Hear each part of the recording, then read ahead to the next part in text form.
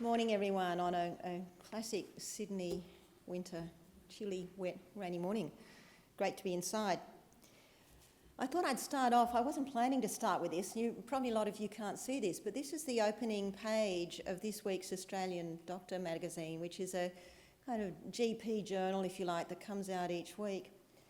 And for those who can't read it, it says toddlers on antipsychotics. Toddlers on antipsychotics.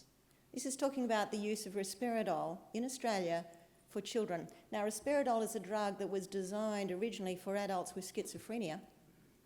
Then they started to use it, and it actually now has approval as an on-label use. It now has approval for use with adolescents and adults with autism who are behaviourally out of control, not schizophrenic, but just out of control. But what this article is pointing out is that it is increasingly being used what's called off-label, no testing ever having been done,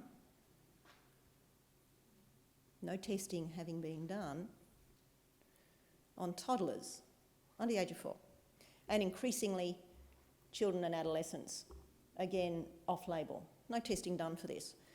Now, what we're about here is, so certainly this is an admission of saying, look, we've got a serious problem, everybody. Yeah, we do. But we do have to look at why have we got that problem and what else can we do about it, because putting kids on risperidol is simply not on. Doesn't fix the problem. It's a toxic drug with side effects. So that's not what I was planning to start with, but it was a pretty good title, so I couldn't let it go. So, you know, we think we're just doing everything bigger in our society. You know, we think we're fantastic. Kids are growing better. Yes, they're getting bigger. Same time, girls are coming into their periods at a younger age. Is that a good thing? Separate questions about that. So looking at 194 countries around the world, what they're saying is that all the preventable diseases are getting worse. We are cleverer and cleverer. We've got more and more money, more and more technology, more and more everything else, but the preventable diseases are all getting worse. In every region around the world now, obesity has doubled. Every region around the world. We're still busy thinking about starving Africans, but even there, in the industrialised centres, even there. 1/3 of the adults around the world raise blood pressure, 1 in 10 diabetes. So in Africa, more than 40% of adults in many countries are thought to have high blood pressure. In Africa. 500 million people, 12% of the world's population obese. And because of that, all of these other non-communicable diseases, you know, are coming in as well. So obesity, diabetes, heart disease, cancers. 2/3 of all deaths worldwide, including Africa, are being caused by these diseases. America is the most obese. We know that. Only 6% of the world's population, but 34% of all the human biomass. So it's like each one adult is equivalent to about 6. Not really, but it says a lot. Lowest obesity, Southeast Asia. So what's this deal with obesity? You know, are we just talking about people being overweight? Well, no, the problem is it does a lot more than that. And so it increases diabetes, it increases heart disease, cancer, and this is all about the brain, osteoarthritis, dementia. Dementia rates increase, and I'll put more slides up about this later, directly in relation to weight. Every 15 extra kilos will increase your risk of early death by 30%. So there's a study, I'll come to it later, but being fat automatically means you're going to live shorter. It's just a direct correlation. And cancers, same thing, that it's basically a byproduct of the countries that have got the most. The more we have, the more sick we get, the more cancers we get. So the rich countries have got all the preventable cancers, lung, throat, breast, prostate, stomach, bowel. And that officially it's being said that this is linked to bad diet and exercise, smoking and drinking too much alcohol. Lifestyle stuff that we can all control. And at the same time, we're producing fewer and fewer babies. More and more men, we're used to blaming women for infertility, more and more men are infertile. In the obese, 1/3 have got a low sperm count. 40%, when you add those figures together, really don't have sperm that are usable. So maybe we're finally going the other way. Coming more to the brain, so depression, big issue now. It is now the 4th leading cause of disability. Depression is now the 4th leading cause of disability. And so they looked at 18 different countries and basically found the richer the country, the higher the level of depression. So France, US, Netherlands, New Zealand, look at that's fairly high. Australia didn't make it onto that graph, so that's not too bad. But 20% of people in France are depressed. This is diagnosed clinical depression, not just feeling a little bit sad today because it's rainy and cloudy and, you know, it's winter, but diagnosed depression. Antidepressant use, 4 times gone up, 400% gone up in the 10 years from 1998 to 2000. That's US, Australian figures are somewhat similar. So 1 in 10 people older than 12. So that means adolescents. 1 in 10 adolescents on antidepressants. 1/4 of women, and most of them are not actually being medically supervised. What's happening with the kids? So 40% in the US kids are overweight. 2 million morbidly obese. What's morbid obesity? Morbid obesity is when we're really right out here and we are talking about being many centiles over normal. We are severely obese. In an adult, the equivalent would be being over 100 kilo. So we're talking about kids who are morbidly obese, 2 million, that are greater than the 99th percentile for weight. We've got 1/4 tracking as obese, but we've actually hit the 50% mark for overweight. So we are not far behind that. 22 million, and this goes on into adulthood. Is it a problem? Well, yeah, because what's happening is that this disease, diabetes, now there are some of you quite a few of you who'd been around long enough to realise that not that long ago, 10, 20 years ago, we used to call it mature onset diabetes because it only happened in our grandparents. Yep, a few people remember that. But then it started happening in the middle-aged adults, so we couldn't really call it mature age onset diabetes anymore because that made you middle-aged adults feel rather old. So we changed the name and we called it non-insulin dependent diabetes. Well, that worked for a little while, but the problem is more and more of these people with non-insulin dependent diabetes became insulin dependent because we used to say that to separate it out from the other type of diabetes that used to happen in young adults that we used to call juvenile onset diabetes. So I'm having to be careful with my words because we've had to change our nomenclature. So it used to be called juvenile onset diabetes that was automatically insulin dependent because it was caused by immune disease destroying the pancreas. So it gets a bit worse. So we get our middle-aged adults then becoming insulin dependent. So we can't say it's non-insulin dependent anymore. So then we started talking about type 1 and type 2 diabetes. So what's happening is that these are beginning to meld. These are beginning to merge because our children are now getting type 2 diabetes. Children are getting type 2 diabetes. Never before in human history. Right? Never before in human history. And so as of 15 years ago, well, yeah, it was unusual. Now, 50% of the new cases of children being diagnosed with diabetes are type 2 diabetes. What about cardiovascular disease? We've got teenagers with cardiovascular disease, with hypertension, with changes that we might see in adults in their blood vessels on autopsies. So you're going to see this slide or things like this quite a few times, but can I make this work? Not quite. Never mind. Your top 3, of course, are related to the brain. And there you see that we've got developmental disabilities going up, ADHD going up, autism going up, but all these other things as well. Cancer, diabetes, obesity, it's like everything. And we really start seeing the change from around the 1970s onwards. And these are all still going up. We haven't plateaued anything. It's all still going up. And this is, that didn't come out very well, we'll just kind of forget that one, but it's kind of saying all the same things. So what's happening with the immune system? So we've reduced the diseases that we can vaccinate against, but at the cost of having an increase in non-vaccinatable infections and an increase in autoimmune diseases. So we've caused a shift in the immune system. And that's what it looks like on a graph, where we have reduced, and mind you, we never did vaccinate against rheumatic fever, that's gone down as well. So that really makes us think, well, why have these other things gone down? What else is going on?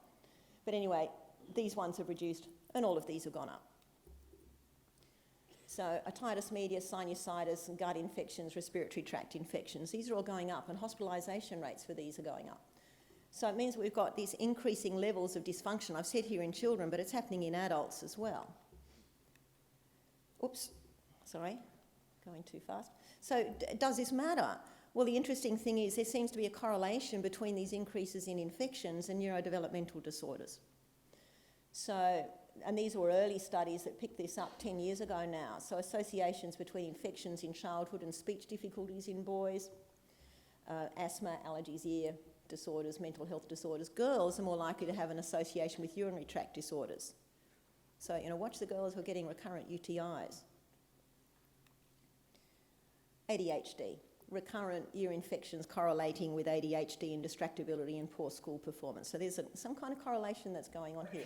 Chronic sinusitis is something that we're seeing more and more in kids that, again, used to happen in the past. It used to be something that we would think of with adults. But in kids, the presentation isn't the same as adults. They're not usually going to come and say, look, I've got mucus tracking down the back of my throat and I'm having trouble breathing and I've got a headache on my head. What they're more likely to do is have disturbances in their sleep. If they're autistic, they may be head banging, they may be pressing on their head, but the presentation's going to be different.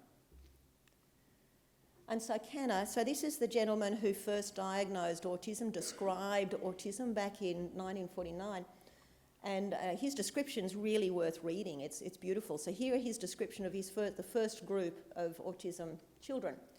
And what he noted is that from the infection perspective, they have these large and mucky tonsils and adenoids, the tonsils needing to be removed when he was 3.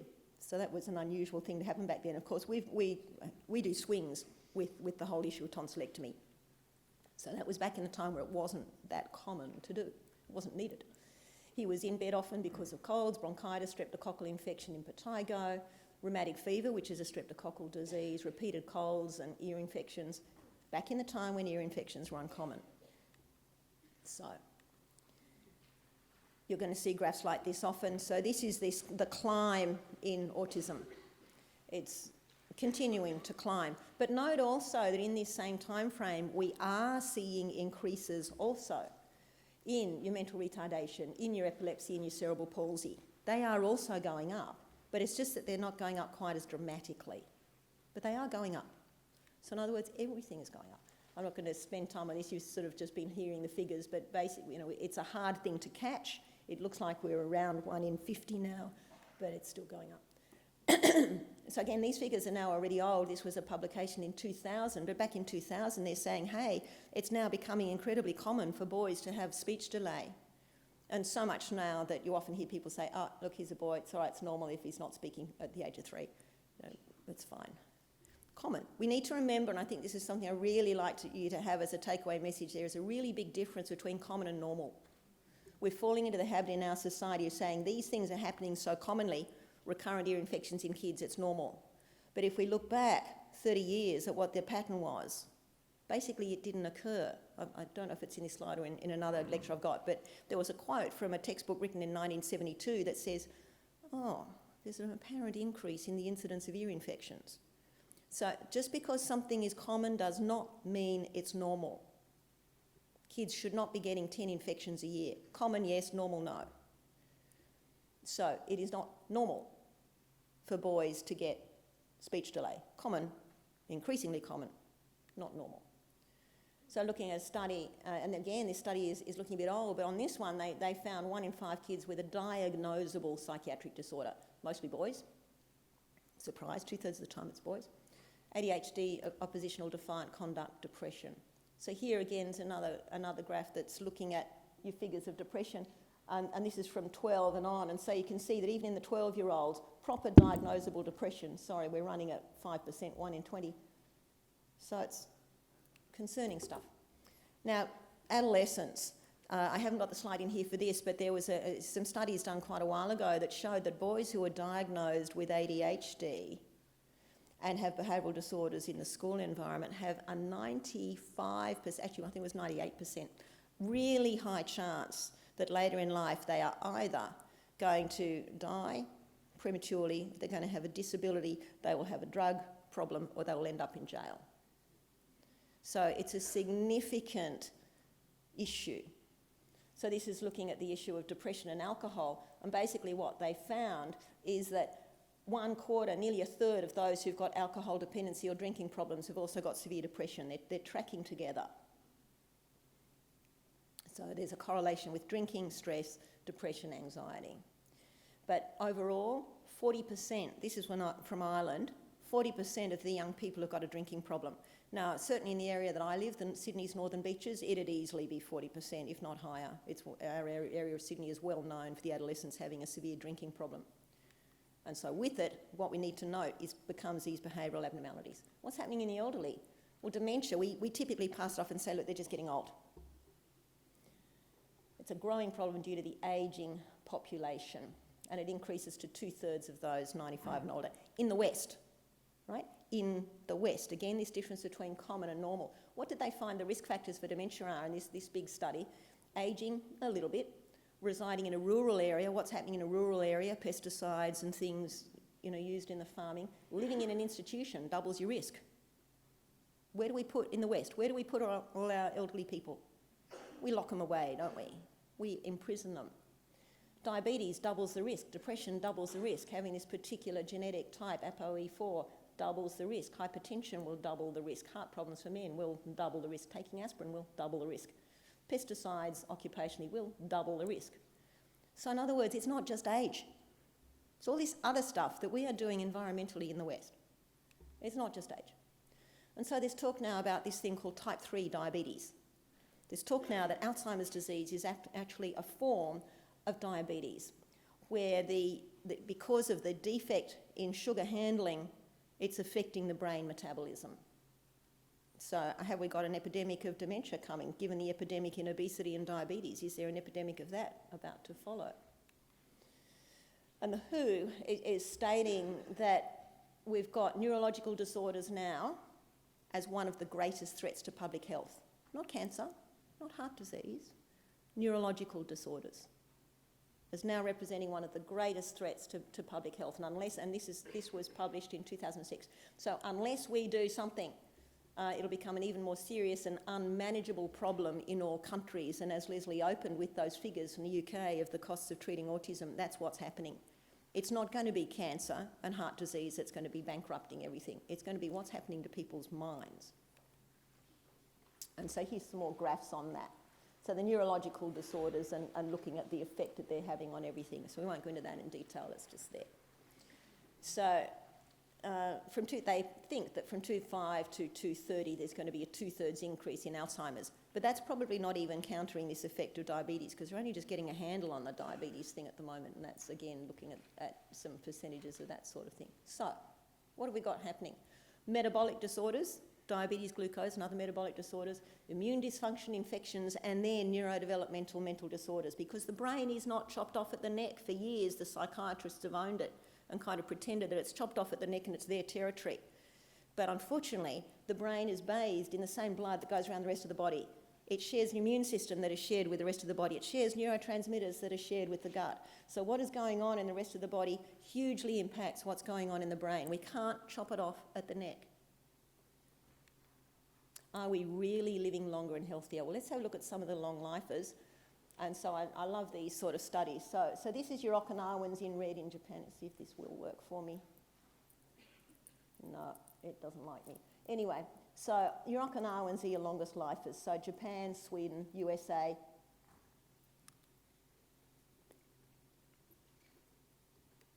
And so what have they found? They've just, a couple of years ago, they'd finished a long study of the Okinawans. So the Okinawa is an island off Japan. They're not actually Japanese. They're a different race. They don't actually eat Japanese food. They eat differently. And this long study, they found that the eldest Okinawans were among the lowest mortality rates in the world from the chronic diseases of ageing. So here again, this difference between common and normal. In Okinawa, it is certainly not common to have these things. It is certainly not normal. So it's not necessarily a human state that this is supposed to happen. It's what else is going on. And so the longest life expectancy, but also the world's longest health expectancy. In the West, we expect people to start to deteriorate long before they die. We keep them alive doing all of these terrible things.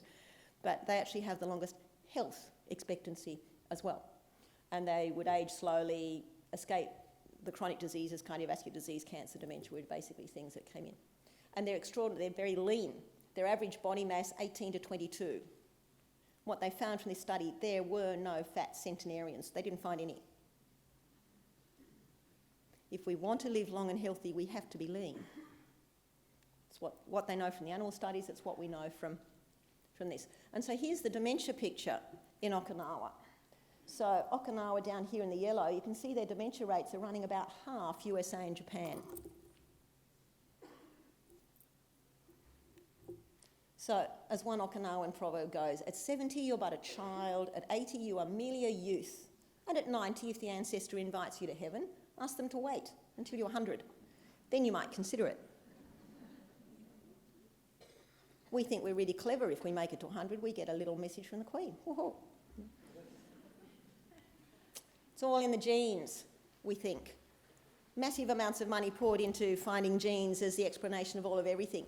So I love this little study, and this was again out of another centenarian study group. There's a little group in New England of centenarians, and so they had a little closer look at them and took 2 people at 114, properly medically documented, 2 people at 114. So the woman had at least 30 mutations linked to Alzheimer's disease, 200 mutations for cancer, 52 mutations for heart disease, 136 mutations for diabetes, 12 for macular degeneration.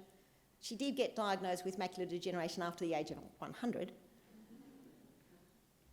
The man had 37 mutations with increased risk for colon cancer, had had colon cancer in his 70s, but lived an extra 40 years in excellent health. We like to blame the genes for everything and excuse everything on the genes. What this clearly shows is that is not the case. Yes, genes give you your ballpark, but we determine where in that ballpark we're going to play. So when the Okinawans, coming back to the Okinawans, and this is really what starts to put it in context for us, when they've moved them to the USA, within one generation, they had the similar rates of diabetes, cancer, degenerative diseases as the USA. They lost 15 years at least on their lifespan. One generation. They've got the same genes, they're the same people, but they've changed their environment hugely. And it has been said, and in Okinawa, the ones that stayed and adopted the Western lifestyle, the same thing happened too. They were still in their country. So we can't say, look, it's magical Okinawan water or magical Okinawan sea salt or something like that. It's a total picture. And it has been said that this is the last generation of Okinawan long-lifers. That's tragic. So, genes are stable. They've only changed 0.5% per million years, but our environment has changed dramatically since the Industrial Revolution, but particularly in the last 30 years. And so the environmental factors don't actually alter the genes, but they alter how they're read. And this results in what we call a phenotypic change, a change that looks like it's a genetic change, but the genes themselves are the same, they've just been altered in how they read, and this can be passed generationally. So the genes load the gun, but it's the environment that pulls the trigger. Long life, it's predicted. You know, we're still living under this thing of thinking we are so clever, we're so wonderful, we are living longer than ever before. Everyone still thinks that? The people that applies to are the people who were born before the Second World War. Once we start looking at the figures for those born after the Second World War, where we've got all these increases in heart disease, in cancer, in obesity, and everything you want to name, what we're finding is that the story is actually very different. And it is now officially, I've been saying this from the platform for quite a number of years, but there's now the papers to back me up, which isn't exciting at all. It is predicted the next generation will live a shorter lifespan. If this occurs, it will be the first decline in lifespan since industrialisation. In other words, historically, we would lose our lives because of accidents, war, plague, massive things we couldn't deal with. We can deal with that kind of stuff now to a degree. But we're now facing shortening lifespan. So have we reached a toxic tipping point? You're going to see this canary a few times, most likely. The gut's at the centre of it all. What we eat feeds our bacteria before it feeds us. We need to realise that. You know, we think when we're eating a piece of chocolate cake, we're just eating it for us and we're saving it, we think it's wonderful, but hang on, what has that piece of chocolate cake done to the bacteria that are in our gut? That's a whole separate talk. What we eat feeds our bacteria before it feeds us. And so our human diet has changed radically over the time of human history, absolutely radically, and at least 4 phases. So we can talk about the original diet, and that this is, you know, hard to tease this out, but really high in plant foods, leafy vegetables, shoots, roots, seeds, berries, fruit, nuts. Then we add the hunting, herding, which gives you meat, Then all dairy products historically were soured and fermented because they didn't have refrigeration. They were stored in goat stomachs and sheep stomachs where the rennet would deal with it. Then we come to the agricultural phase, which is really only about 5,000 years, where we increase our carbohydrates and our cereals, we have our legumes, but again, historically, they were all soured and fermented. It's only modern processing methods that avoids that. And now, the supermarket phase. Highly processed foods, high in sugar, salt, saturated, trans-saturated fatty acids, preservatives, additives, colourings. There are so many kids these days who've got no idea what a real food is or where it comes from. Well, we'll just go down to the supermarket and buy a pack of milk. Milk comes from packs. What's the major dietary factor change in the last 200 years? Sugar. From 1830, from the Industrial Revolution, where we could quickly start to process it, that's the biggest single thing that has gone up. Baked foods, and coming back to the brain, 8,000 people, 9,000 people, and what they found very clearly is that the more fast food you consume, the greater the risk of depression. So here's this correlation between what we eat and what it does to the brain. Think of all those young people out there who are living on garbage. Their brains cannot work properly. Those parents who are sort of thinking, well, it's too hard, let's just... No. Their brains cannot work properly. Garbage food, garbage brain. Diet and kids' IQ. So this was a study from young kids, aged under 2. And what they found that at 8, there was a change in their IQ depending on what they'd eaten between the age of 6 months and 2. Food matters. We are literally made out of our food. It feeds the bacteria before it feeds us.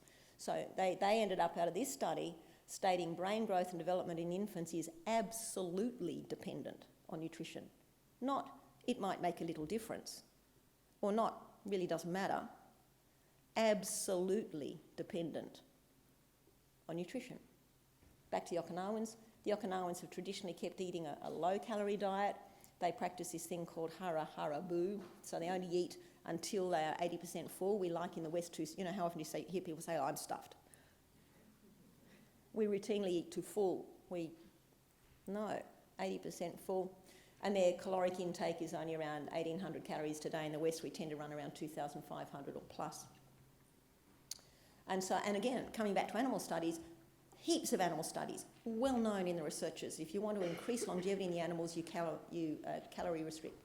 The telomeres stay longer. Lots of studies for that. But it's not just about diet.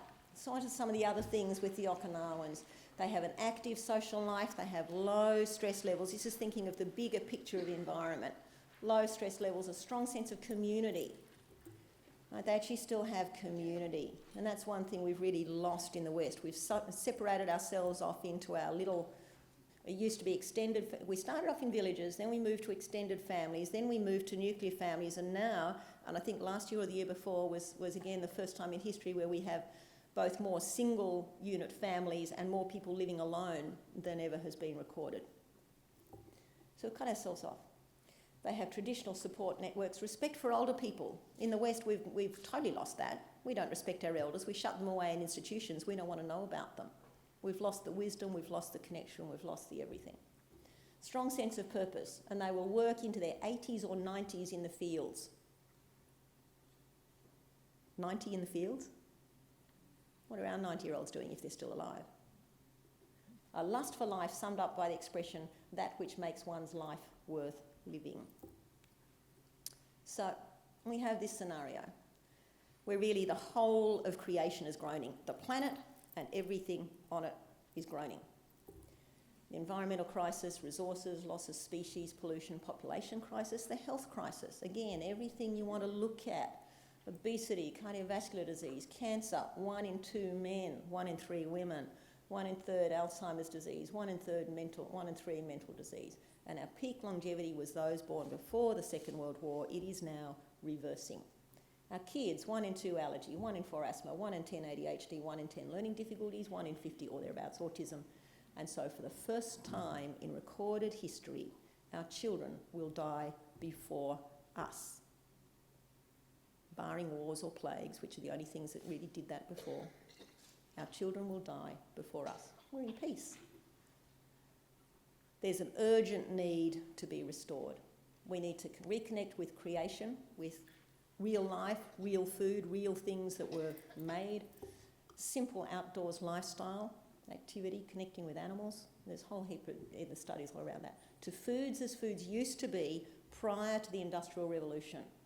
Prior to when we started using machines it was the machines that enabled us to rapidly process food. Before that, the only people who had these kind of foods were the super wealthy who had all their servants who could go there and hand sift the flour and sift the flour and sift the flour and sift the flour until they got it down to white. Who could by hand take the sugar cane out and process and extract it until they got down to sugar, kind of like we know it now. It's a Western, rich thing. We need to restore to each other, community. And that's it. Hope you survive.